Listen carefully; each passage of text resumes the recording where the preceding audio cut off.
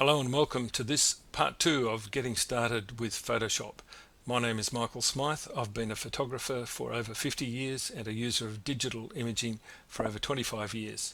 Based in Sydney, we run workshops and run a website called phototutor.com.au. In this part 2, we'll be covering more detailed aspects of making selections and applying them to masks in Photoshop. And we'll also have a little further look at layers and blending modes. And in the third part of this series, we will also cover how to make a composite image using two different images blended together. So let's get started. So one of the most important things when you're working in Photoshop is to be able to make adjustments to your image to selective parts of the image. And there are a number of ways and a number of tools to help us do these things. So here in this image, it's a fairly ordinary looking image, but this is a good way to demonstrate some of the tools available. So as we demonstrated in our part 1 workshop, there are a number of tools available for us to work with in Photoshop, and they're all listed down the left hand side of the toolbar. We're going to initially look at the tools for making selections. And you'll notice that on some of these tools, when you hover over the tool, you'll see a little flyout that tells you a bit about the tool. But also some of these tools have a little triangle in the bottom corner that indicates that there are other tools hidden below the tool visible. So if you click and hold onto that tool, you will see a flyout, and then you can select whichever of the tools are required. It doesn't apply to all of the tools, but a number of them have alternative options. So looking at this first tool, it's a rectangular selection tool, allows you to draw basically a rectangle anywhere on the image, and that can be used to make a selection. Now its use in blending images together and adjusting images is fairly limited, but it can be used for copying and pasting large areas of an image together. We'll just undo that. Control Z will get you to undo that, or you can do, if you've made a selection that you don't want, you can always go into select and deselect, which is now grayed out because there is no selection active. Secondly, under the rectangular marquee is the elliptical marquee. It is also similar. You can make a round circle or an ellipse. Again, limited value for the sort of things we want to do. Moving down the toolbar, the next set of tools do have quite a lot of use in Photoshop. We have the lasso tool, we have the polygonal lasso tool, and the magnetic lasso tool. Now, a few years ago, these were the only really powerful tools we had in Photoshop, and whilst they work quite well, they've been really superseded by some more effective tools. So let's just look at the lasso tool, and basically it's a way of drawing a freehand shape around anything in the image. And of course, depending on whether you're using a mouse or a stylus, the accuracy of your selections will vary greatly. Again, handy for doing some things, but not necessarily the best tool for the job. So moving further down, we have another set of tools. Again, there are options here. If you are using an older version of Photoshop, the object selection tool will not be available to you. That's new in Photoshop 2020. Below that is the quick selection tool, which uses color and tonal information to make a selection. And there is the magnetic wand tool, which works in a similar way. Ignoring the object selection tool for the minute, if we pick the quick selection tool, once you've made that selection, you'll see in the top toolbar that there are other options available for use of this tool, not the least of which is here an indicator that tells you the size of the brush you're using. And you'll see as I hover over the image, and if I use the square bracket key to make this tool larger or smaller, if I keep hitting that square bracket key, the selection area gets larger and larger. Now what happens when you have a fairly large area to select from, you're going to select a wider range of colors at once, and that's not necessarily the best way to go. Making the brush very small allows you to sample a very particular area at a time, and that then is an easier way to make a selection. So with this tool active, let's say we wanted to select out these yellow flowers so that we could tone down the background. So with the selection tool active and making sure that we have the tool with the plus symbol chosen, we can make a selection and then click on other parts to make a larger selection. And you'll see that the tool has made a fairly reasonable job of selecting the colors that I've selected. And of course I can go and pick up the other flower as well, and all you need to do is click and drag over the area of the color that you're looking to select. So far so good, but you'll see if we zoom in a little closer that it hasn't really picked up those fine details. We'll come back and show you in a minute another way to make this work even better. So let's just get rid of that selection by going to select and deselect, so get rid of all of the selections we've made. And so we have another tool here that, if you're using the new version of Photoshop, the object selection tool, basically what it does is it allows you to draw a line around an area, and it will endeavor to try and pick out the object within that perimeter, as we did with the marquee tool, drawing a rough line around the area, and bingo, Photoshop's smart software will try and pick out the selection for you. Again, it's done a reasonable job, but not perfect. So let's just go back, Control Z. So using those tools, they work reasonably well, but not precisely enough to make a really good selection. There's another set of tools that are not shown in this toolbar, and that is under the Select menu, we have a couple of options. Firstly, we can select color range, which we'll come back to in a moment. We can select by focus area, and if you have a very limited area in your image that is sharply focused, this can work really well to pick out your object. Or we can try the subject selection tool, which again tries to identify the main items in the image, and you'll see again it's done a reasonable job of making a selection. It's not perfect, but we can then go back and refine these using some of the tools. I'll just deselect that, and the other tool that is very handy is the Select Color Range tools. Now this is a little bit of a misnomer, because not only can you select by color range, you can also select by tonal range. In this instance, we have a new toolbox that opens up, and you'll see here that we're working on sampled colors, and we have a color sampler. What we do firstly is make a selection somewhere on the object we want to select, and you'll see that it's picked out just precisely those colors. And if I just use that same tool to make another selection, the first selection is discarded and we now have a new selection. So we don't want that. We want to be able to add to the selection and refine this.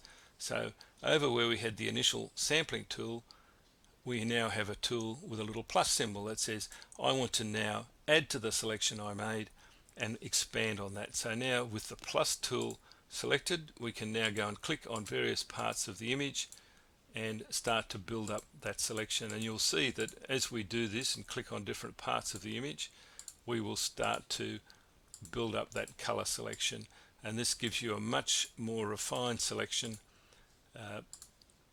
much more precisely than just using the other tools available. Now we have a couple of other options here. We can have a detect faces option, which I've never used, quite frankly, but the localized color clusters, if you have this box ticked, it allows the software to pick up colors that are joined together using the same tonality. Now you'll see if I click in the very dark part of this flower, I'm now starting to pick up some of the areas behind that I don't really want. So to now get rid of that, I could go to the minus selection tool, and if I click on these areas that it's inadvertently selected, you'll see that it gets rid of those pretty well. So okay, this looks pretty good. Let's say okay, and we'll keep that selection, and you'll now see that we have a fairly precise looking selection, but practice will tell you that it's not quite perfect yet. So with the selection tools in the latest versions of Photoshop, you now have a further option called Select and Mask, which will appear in the top toolbar. As long as you have one of the selection tools chosen, you can click on that, and that will now open another menu box that will allow you to do some more precise selections. Now we've done pretty well. We've got most of our yellow flower selected, but you'll see some areas that are not quite perfectly selected, and in particular around the edges of the very furry petals on this particular leaf. On the left hand side of this select and mask toolbox, you will see a series of tools. The one we want is what's called the refine edge brush. If we select that and we paint along the edges of our selection, Photoshop software endeavours to pick out and refine those edges. Now this takes a little bit of calculating power, so you'll need to just click and select on a small area at once and allow the software to catch up. In this case, the selection is pretty good and it's picked up most of what we want. So we can trace all the way around our flowers and find then that it will pick up all of those little furry edges. This is particularly good for models where you're photographing hair and you have those few strands of flyaway hair, and it will pick most of those up. When you've done making these selections, we can click OK and return back to the image. Now, having put a little bit of effort into making this selection, it would be a waste if we just lost this. So an important aspect of using selections in Photoshop is to keep this selection available for later use. So with the selection active, we can go up to Select, Save Selection down at the bottom, and it gives you an option here to give it a name. Well, I'm going to call it something really technical. I'm going to call it Flowers, and then it will save that selection for future use. So here we have a selection made. What I want to do is I want to darken down all of this background that's very messy and distracting, and just leave these flowers standing out so that they can be more easily seen. So with an adjustment layer, to apply this selection to the mask that's automatically created with an adjustment layer, you need to have the selection active before you create the adjustment layer. So let's go ahead and choose a curves adjustment layer so that we can darken down the background, and let's see what happens. Click on that, and now we have an adjustment layer created and we have a mask applied based on that selection. Now the problem is white reveals the effect, black conceals the effect, and what I've got is I've got the flower selected and I want the background selected. So with the selection chosen, I'll click on that once to select it. If we go up to our properties panel, we can simply click on invert to reverse the mask and make it affect all of the outside part of the image. And so what we can do now is just simply darken down the background, and let's just do that fairly quickly, and you've got a pretty good selection happening already, and that's as simple as it needs to be. Having covered the basics of creating and applying selections, let's go back and have a little further look at some of those tools, because there are some refinements within those tools that will make your life a lot simpler once you start getting comfortable with making and creating selections. Now, we saved our selection that we created before, so let's now go and reload that selection. So we go to Select, and you'll see now we have load selection available because we have saved a selection, and it will ask me which selection I want to load, and that's the one I saved and called Flowers. So there we have the selection reloaded. So let's go back into the Select Color Range toolbox, and we'll see now that we've got our selection active. Now you'll see here in the toolbox for the tonal range or the color range selections, we have a slider called fuzziness.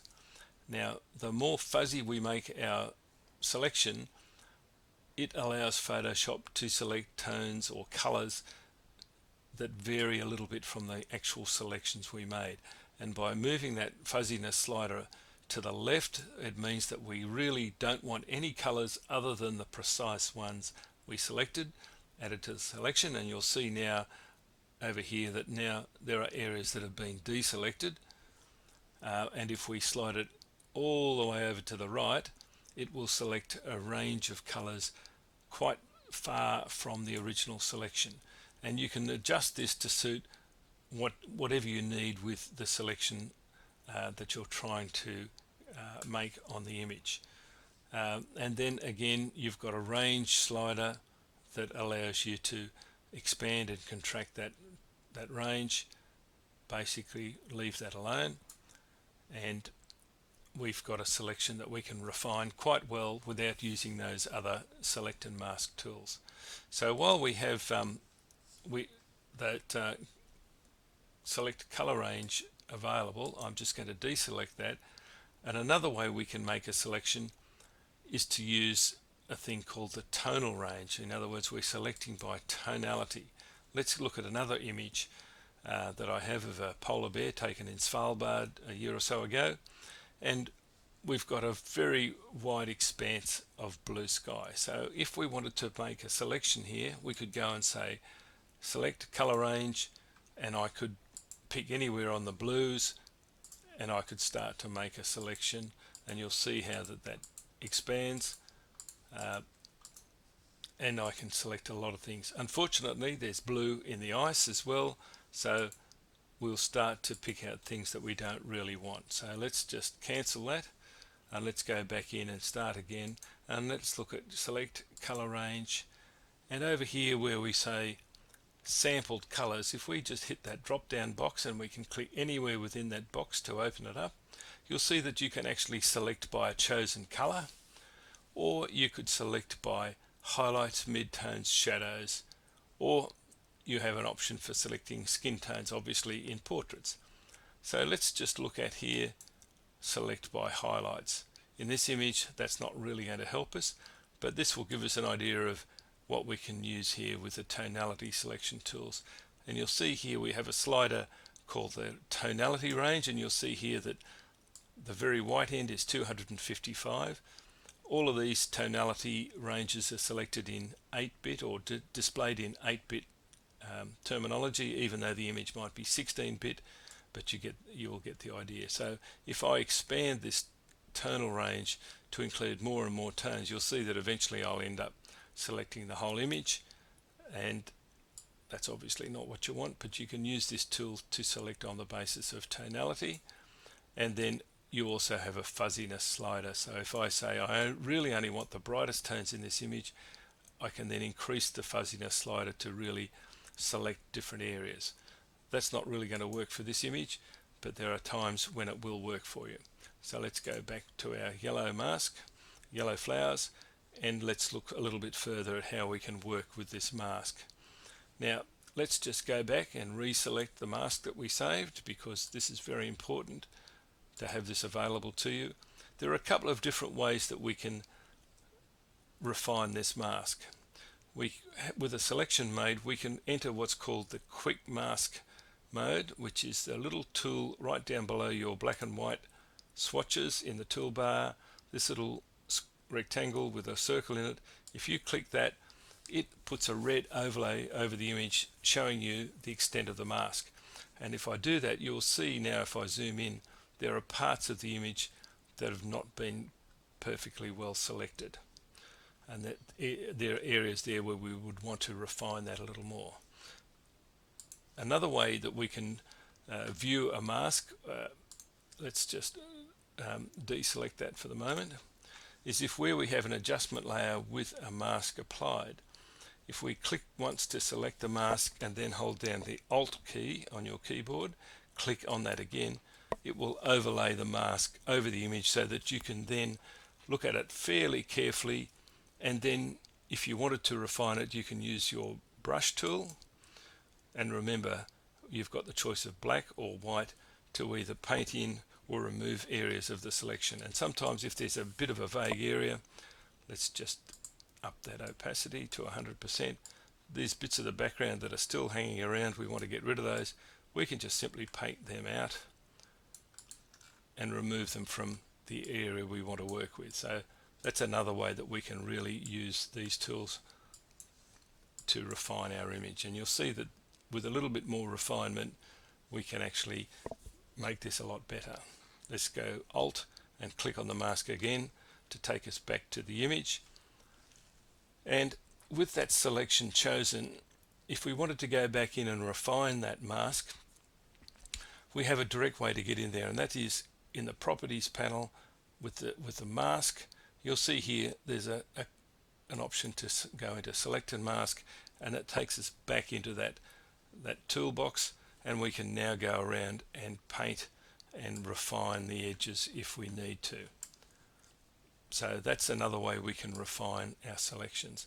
And oftentimes you'll need to go backwards and forwards a few times to get it right. If it's an important image that needs a bit more work, you can do it that way. And over on the right hand side you have a series of tools here. You can adjust the edge of the areas to be selected. We can smooth, we can feather. Obviously if we feather our selection, it will start to go very soft, and that's sometimes very useful if you want a soft edge to where the transition between the effect and the non-affected areas is concerned. And sometimes we might want to adjust the contrast to really sharpen up the edges of our selection. And you'll see here that if I move that contrast slider up, we start to lose a little bit of our edges, but then I can try and bring those back by painting over them. Again, it's a little bit of a dance. And finally you have an option to move the edge in or out to refine that selection again. So there's a lot of powerful tools available to help you refine your selection. So selections are a very important part of working with Photoshop. There are tools available to speed it up and make it simpler, but it's worthwhile spending a little bit of time to make it all work for you. And finally, a little bit more on working with our selections. Let's say, for instance, that you'd made a selection, applied it to an adjustment layer, and then realized that you hadn't saved it after all. You got a bit excited and forgot to do that. We can retrieve that selection quite simply. If we go over to our adjustment layer, click once on the mask to select it, and then right mouse click, and if you come down and say click on add mask to selection, that will reload that mask as a selection on your image, and you will see it overlaid here with the marching ants following it around. And you'll see here that we now have a line around the outside of the image highlighting the selection. And as you'll recall, we inverted the mask a little earlier so that we now have selected everything except the flowers. So to turn that back into a selection of just the flowers only, we would simply go up to select and click on inverse to now invert that mask and make it just the selection of our flowers. And of course you can then go into select and you can say save the selection, and you have an option now, because we've had a previously saved selection, we have an option for a new channel that we can save, or I can just simply click on the previous one and say let's replace the one that I'd already saved, so that if you've been through and refined the edge of a mask that you've previously saved and you wanted to keep that, you just go in, resave over it and replace the channel, click OK, and the selection is saved again. That's another way that we can really work well with working with selections. As a final demonstration of how we can work and save masks, let's look at another image that we looked at a little earlier, and this is the image of the polar bear. So I'm going to use the tool subject select, subject, and see if that will pick out the bear for me, because he's fairly well defined against the background, and this works most of the time. And you'll see here, well, it's made a reasonable selection, but it's not perfect. So if I now went in and chose one of my other selection tools, like the quick selection tool, and then went into select and mask, you'll see now that it's picked up some of his hair but not all of it. And this is where that refine edge tool really works wonders. This poor old fella's got lots of flyaway hair, and as you work through with this edge selection tool, you'll see that it will pick up all of those fine hairs. Now I did this a little earlier because it takes quite a while to go around the whole animal and pick out all of those fine areas. So let's just cancel out of that, and let's deselect that, and let's just go back and load the selection that I made earlier, and we'll see how precise that selection looks.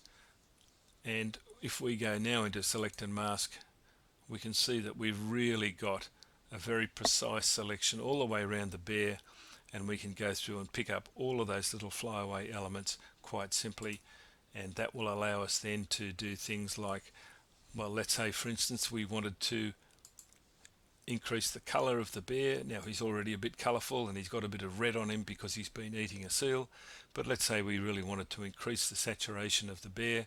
You can see there that it's quite a good selection, and if I really go berserk and up the colors, you'll see that it's actually picked up all of those fine hairs quite well.